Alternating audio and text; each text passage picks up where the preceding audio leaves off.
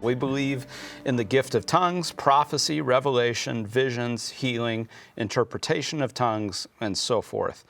So this is kind of it's continuing this theme, right, of a restoration of the primitive church, the restoration of the biblical church. And if you saw it, Jesus said that signs would follow those who believe. Paul talked about these specific gifts, these spiritual gifts.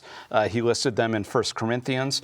And so this is part of the sign that the Spirit is in the church, right? That the Spirit bears fruit. The Spirit has gifts that come along with it.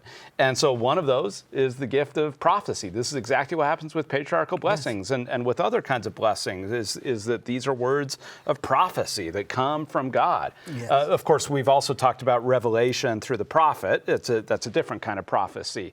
But all of these are, if this is the true church, if God's Spirit is infused in it, then those gifts will be present. It will bear fruit. What's the difference between the gift of tongues and the interpretation of tongues? So the Apostle Paul taught that some people would speak in tongues, and this is in 1 Corinthians, but that he said that those tongues would have to be interpreted to know that they were breathed through the Spirit, that it wasn't just somebody just saying crazy words, right? In the modern church, we typically understand this a little bit differently. Now, some of our brothers and sisters in other Christian denominations still exercise this, what we call glossolalia, that they speak in tongues and other people will interpret it.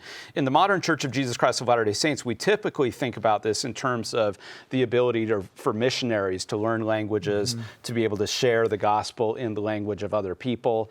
And we have lots and lots and lots of stories of this, of 18-year-old kids going out there who don't know what they're doing, right? I being one of them. Okay, right. I went on an English-speaking mission. I still needed the gift of tongues, right?